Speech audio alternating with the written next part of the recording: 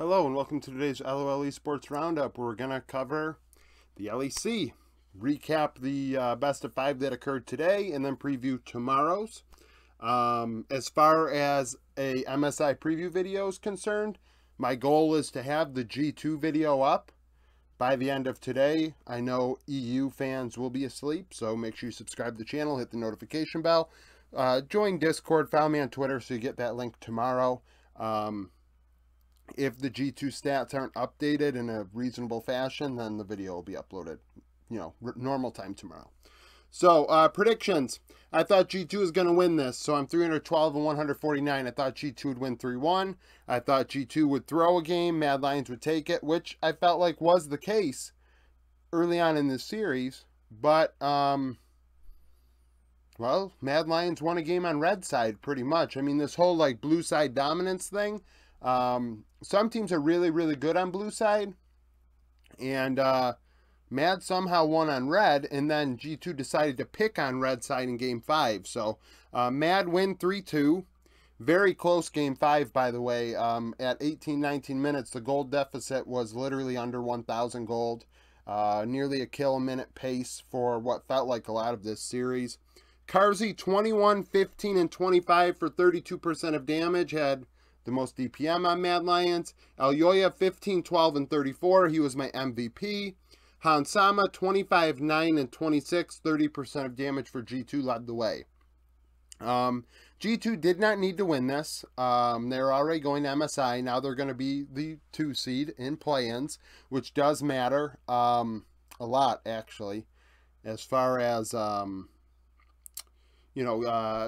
let's think of it this way. G2 has had an opportunity all split long to glorify Scrim.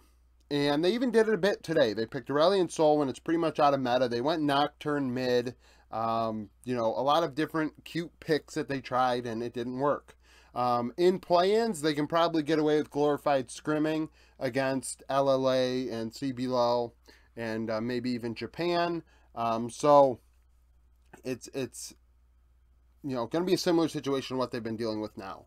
Obviously, against BLG, I would say PSG, Vietnam, and, Golden Guardians will probably have to take seriously because G2 historically has not done great against Vietnam and the PCS compared to how they should do. So there is that thing going on, but that's for the preview video when I go over G2 either later on today or tomorrow.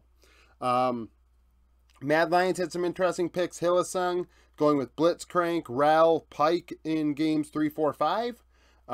Really, honestly, spread his wings in terms of his champion pool, giving us why Hilly is the way he is, right? He is a very eccentric player, chaotic, coin flip as hell, and today he flipped back and forth, as both teams really did. I know some people on the Discord felt like nobody won, and I could see that angle today. It wasn't the best series that we've seen, was not the cleanest for sure.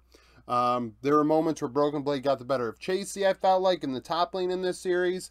As far as jungle is concerned, I thought Elyoya got the better of Yike over the 5 games. Yike in game 1 really set the tone early, but outside of that, I really felt like Yike did not impose his will as much as he did in game 1. And Elyoya in game 5 on the Wukong was super impactful. I thought he did a lot of really nice things, and in doing so, had a very nice KDA, and I mean, KDA is not why he should be MVP, but game 5, I thought he was really doing a lot of work. Carzzy over 800 DPM on Ezreal, also very good, but it's hard to ignore the fact that he died so much throughout this series. That's kind of a thing. I mean, the AD carry should not be dying that much.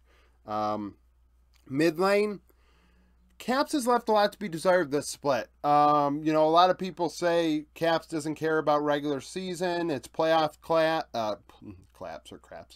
playoff Caps is different. And, this whole split, I just haven't really felt Caps' presence as much. And the meta probably doesn't fit him all that well, and they are trying different things, so there is that. I mean, obviously, he picked Sejuani a game, and he picked Zach in the first split and things like that. So there are moments where he has popped off and really gotten our attention. But then you have the DiStefano game, and you have some games today where it was like, you got solo killed by Niski. What the hell is going on here? So they got to take that going on into MSI as Mad Lions are able to pull away with the win here. Just a messy series back and forth that went down to the wire. Like I said, it was very close game 5. Sneak peek for tomorrow, Mad Lions Vitality, Mad 3-6, Vitality 6-3.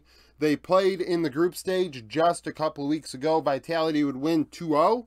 Perks went deathless in that one, 13-0-16, 26% of damage. Niski across from him went 9-8-2, 28%.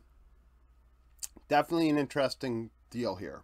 So Mad need to win now. Now it is. Whoever wins the second split goes to MSI, which I think is healthy. If G2 had won both, then people would have said Mad Lions shouldn't go in, but Vitality also sucked in winter, so they don't deserve to go in by any means. So, like, now it is. Whoever wins, wins, and they get in. So, it will be a tall task for Mad Lions because this series did have, I didn't mention it, but this series did have a long game 2, 2-hour long game pretty much with pauses that caused a chrono break and allowed Mad Lions back into the game. That's coming back to me now, and I'm sure a lot of people are going to say Mad Lions wouldn't have won otherwise, but it was a legitimate bug. So when a legitimate bug is seen and paused for, you can't get upset when they chrono break, in my opinion. So that's kind of the deal here. I'm not even going to put chapters in this video because we're talking about Mad Lions in both, and it's kind of overlapping. We'll see what happens tomorrow in this one. Thank you for watching. It's a short video. If you like the video, like it. Subscribe to the channel for daily League of Legends content. Follow me on Twitter. Join the Discord. Become a YouTube supporter. And thank you for watching.